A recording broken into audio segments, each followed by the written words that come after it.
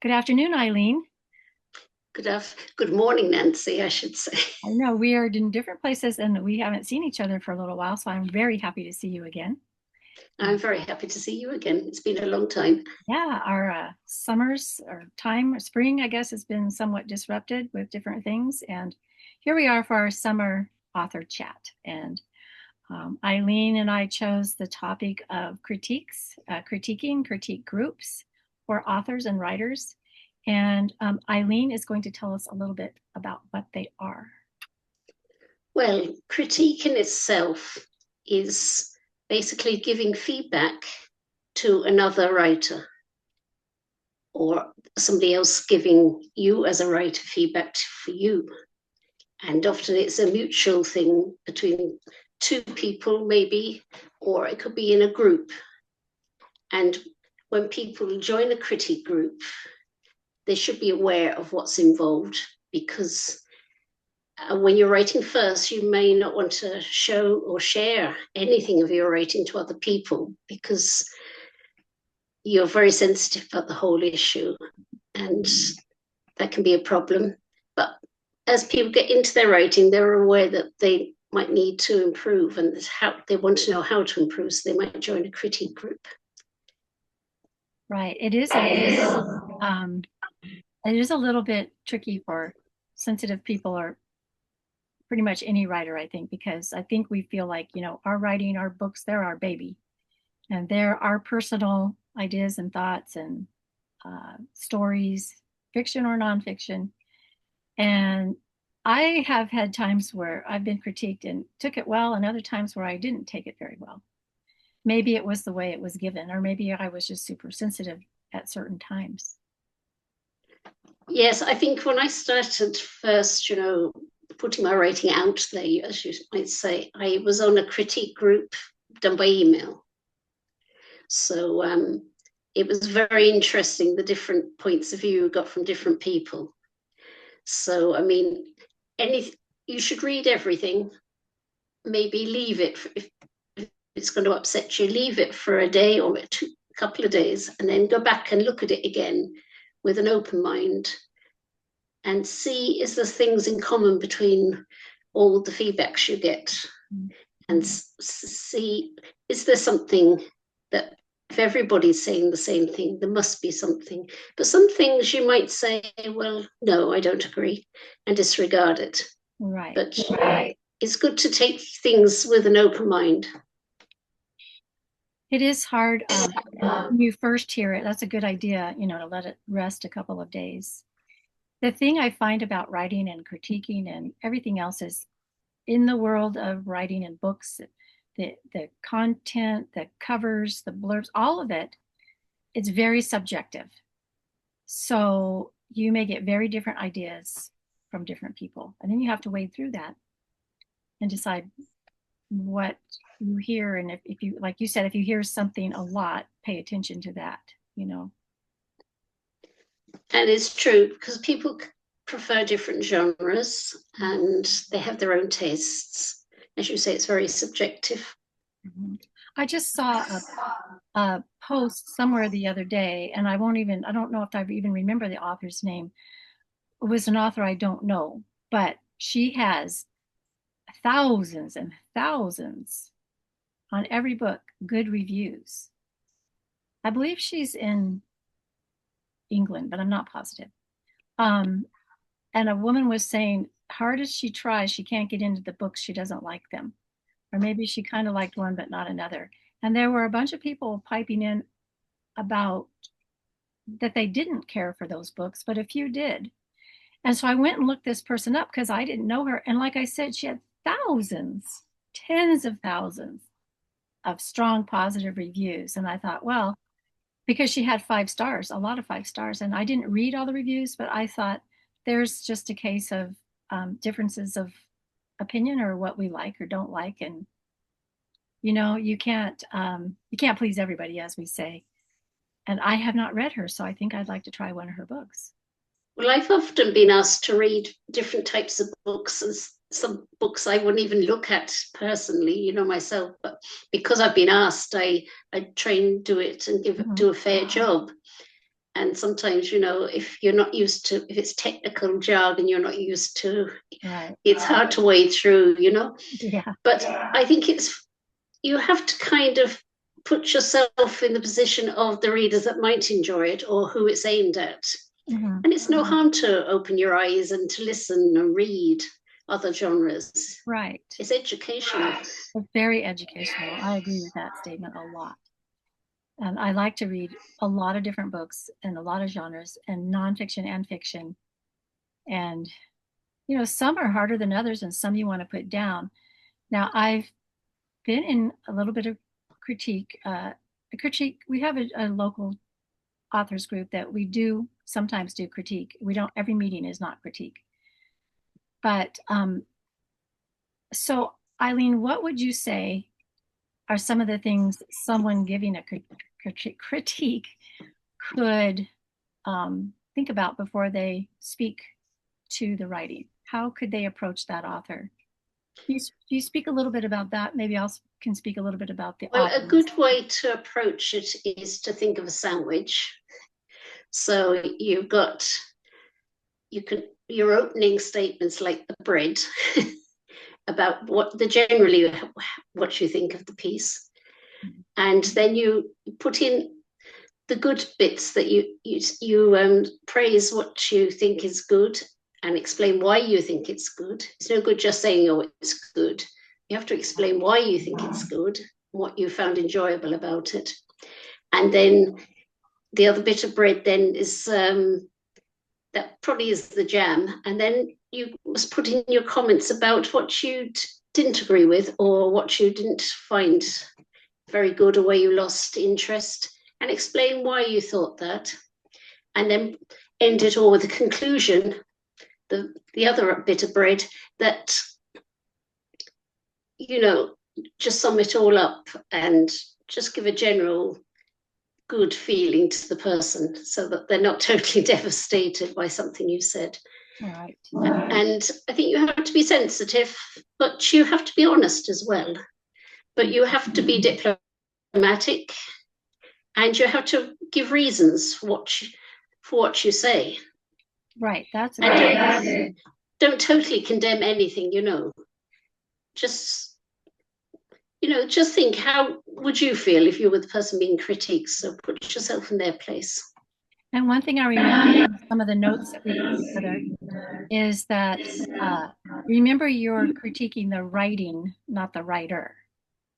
Yes, that's It's very kind of true. along the lines of dealing with children. You might say, what they say nowadays is that was a good job rather than you're a good boy or girl. You're not focusing on that person, you're focusing on what they did.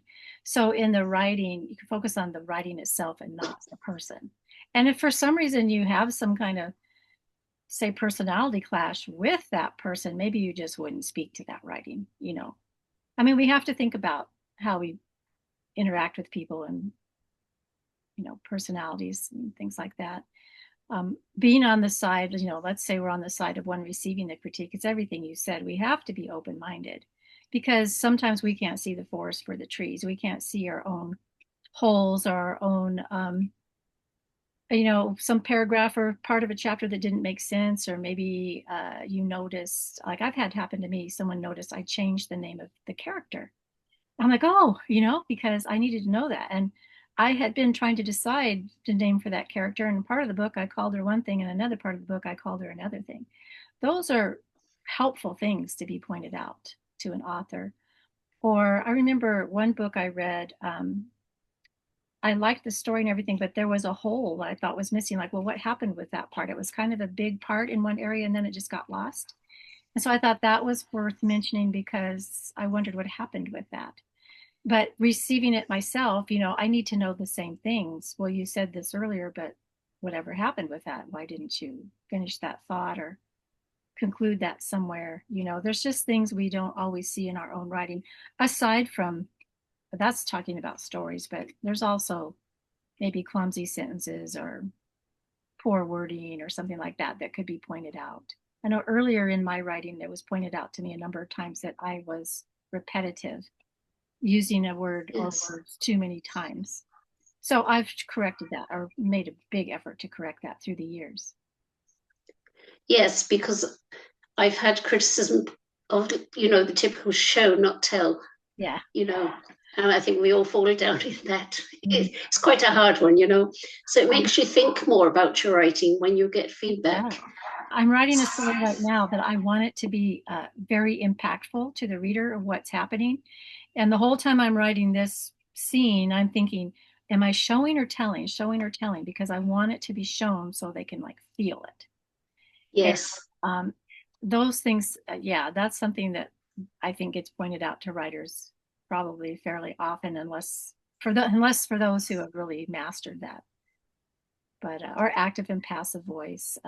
But that's another one. Yes. and it's just like it's really like by the ears. Well, reading too. It's just having a proofreader, not just proofing your editing your sentence or your commas, your grammar, all of that, but the story itself is more like what a critique is, I think, how the story is flowing or not flowing. Does that sound right to you? Yes, and you have to think about that writer's voice, individual voice, and recognize that as well, Mhm. because everyone's got their own voice, I think. That's And it's another, important to keep that and not right, not trying to change it too much, but to just point out where it might be better, a word might be better there or right. suggestions. Yeah, that's helpful. I did receive a critique once years ago from someone, and I did feel that prick because I thought, no, that is not how I would say it. That's not how my voice would express that. I can't use what I felt I couldn't use what I was being told because it would change my voice. I caught the drift Yes. of what was being told to me, but I didn't want to change my voice. So it's subjective, and it's also something you have to be open to and be willing to uh, correct yourself where necessary. Yes, because when you're receiving critique as well, you can't be too defensive. It's best to say nothing at all. And let's just say thank you if somebody has said something nice, or just to be open minded and listen and Mhm. take it all on board. You don't have to agree with what everybody has said, You have to but you have a little can. bit of thick skin. I do know people who have left groups because they got offended. And I know others who don't want to speak up because they don't want to offend. So you just have to have a little bit of thick skin. What I want to say, gentleness in your critique and kindness, and take it for what it's worth, you know? Well, I'm always very grateful to those people that I know have spent a long time actually being very thorough reading it and going over it and have given me really helpful suggestions and probably new ideas. Mm-hmm. And I really appreciate those kind of people that critique my work because I know that they've put the effort in and been Right. very conscientious about it as well. Yes, being conscientious is important. And I wanted to just bring up a topic that I heard a lecture on. Honestly, I can't remember now. Brandon somebody. Ah, I've just lost his name in my head, but It will come back. he made the point that there are two basic types of writers. Like you can say the architect and the gardener, or the planner, and the pantser.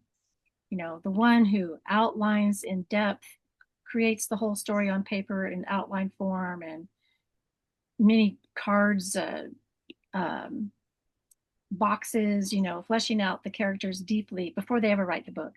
And then there's the others who have the idea, they make a few notes and they begin.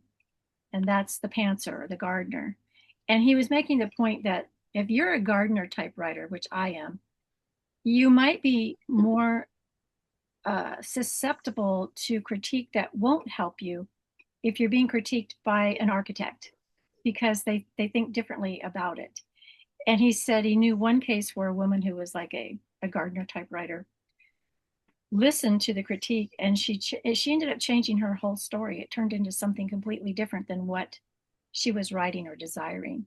And he said the pantser writers, the gardener writers, are more susceptible to that because there's less structure because they're writing as they go and it's coming to them as they go. And he gave some pretty good, examples other than that one woman of that. Whereas somebody building like an architect, they might say, oh yeah, I could slip that into this box or into that outline. It's just a different way of approaching. And so as a critiquer, someone critiquing, if you know which way that author writes, you might suggest your critique slightly different than to another. Does that make sense? That's very interesting because I'd be like you, I'd be a gardener or a pantser. But I mean, at some stage when you're writing, you might be going with the flow, but you you suddenly realize that you have to plan what's going to happen next or how's that going to end. So you might do a kind of a loose plan. Yes. And then as you're going on, you might kind of get more idea where your plan is going. You get more precise about your plan. You kind of say, well, yeah, this is going to happen that chapter, that's going to happen the next chapter, but you're not quite sure Right. how it's going to happen, but you have some idea that it's going to happen that way. Yes. But then it can change. Your characters might change it altogether. Yes. Sometimes it grows into something different. Now, I don't outline. Like I said, I just say, okay, in chapter one, it's basically going to be this, and the story's going to go like this, and I'll break it into chapters where it seems fitting. But Yes. When I listen to authors who do the very thorough outlining and the storyboards and all of that, my brain starts exploding like, I don't think I can work that way. But some do, and they do it really well. So his point was for someone who's more free flowing and is maybe not even sure the exact outcome yet, the critique can possibly hinder where they're going in their mind from the architect who's building it for them. So it was an interesting thought, you know. He said Yes. if you're a gardener writer, you might not want to go to critique groups. You're more apt to be persuaded a different direction or maybe even more sensitive. I don't know. But it was an interesting topic. Because I mean, I always had notions of writing a grand novel, but it's the plotting that always gets me down every time. I'd started writing one and I was doing it one way, and then I was at an online kind of critique thing. And like that, they were kind of totally changing the way I approached it. But then I kind of lost my feel for it, so I haven't done it. So that might be an example, you know. Yes. Um, I had that experience early on when I wanted to write my first fiction, that the Old Woman series, and someone suggested something to me, and I'm like, no. In my heart, I'm thinking, no. That is Yep. not what I want, not what I plan, and no. And I didn't say much. I just was thinking, no, no, no. Yeah. Because I had my idea already. Don't mess with my idea. That's how Yes. I felt. Don't mess with my idea. But eventually I got that written, but it was years later. So maybe you'll still write that novel. Point. You never know. Maybe. So yes, it's a very wide thing. I mean, you can do on critique by email, which is one method I've used. You can do it face to face with people. And it might be just another person or it might be in a group. Mm-hmm. And I think you have to really know those people, trust them. There may be the people from your writers group that you've known for years and you've learned to trust each other and you know each other's style and way of writing. So I think you feel more confident then of expressing your ideas and receiving ideas. True. It's build the relationship maybe first, then rather than have strangers. I don't know. Maybe sometimes it's good to have strangers who don't know you at all, but they don't maybe catch the drift of who you are and what you write. Yes, because I mean, some people use beta readers, don't they, for their Mm-hmm. work? And some of those might be strange, complete strangers. Mm-hmm. So there's different ways of getting critique. Yes. Someone in our area, uh, she's not in this town, but recently found out about our local group. And she said, she asked specifically if we had critique. And I said, we do, but not every single meeting. It's kind of like once a month is a critique night. She was specifically looking for a critique group. And I don't know one that's just critique, but she might come and join us and see. Yes, But because I find, that the ordinary writers group meetings, we tended to just kind of say, oh, that's lovely, very nice things. And then over time, we began to realize, no, we can't, we needed to give kind of bit of constructive feedback as well. Right. It might not be a full kind of critique meeting or something, but just to give a little bit of feedback, when someone has read their piece. Right. So are you currently involved in critique in your area, right? Well, I'm involved in the writers group. We haven't one done by email, which Okay. is once a month. We take it in turns, and I find that very helpful. Okay. And also, I attend writers group meetings once a month too, where we don't have time to say too much, but we'd give a few words back, what somebody has read. Our group is similar. We don't have the online email critique, but like I said, we designate time.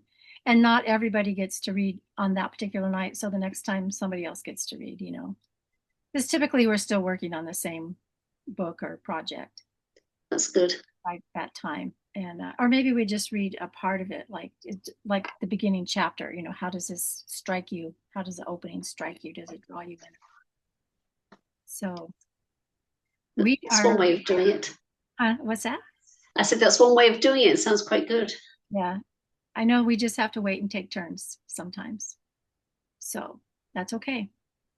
Well, But we I are would to run say, out of time, but go ahead. I was just going to say, I think writers need to embrace critique. It's for your own benefit. How are you going to improve unless you get feedback Mhm. and to know where you may be going wrong? Right. And that doesn't mean we have to give up our idea and our story. We're just going to improve our idea Yes, and our story. exactly. Yes. Right. So in that way, it's good to be open to critique and be ready to give it generously and kindly and receive it that way too. Because I don't think I've ever got a really take back. I've not agreed with some statements, but most critiques I've had back have been quite helpful. Yeah, that's good. Well, if someone out there has never been in a critique group, you might want to just try it. See if it helps you at all. Um, whether you know the people initially or not, you can try it out and see if it helps you. And some people are looking for that, and we all need it to some degree. So I guess we need to close it up for today. And it's Yes. nice to see you again, Eileen. Let's figure out our next author chat. And Yes. Thank you, Nancy. thank you. And you have a good rest of your day. I'm just getting into my day. It was late morning here. So, So it'd be tea time here. yeah, you have a good evening, and I'll have a good day. Thank you. And I will catch up to you next time. Thank you. Bye. Bye bye.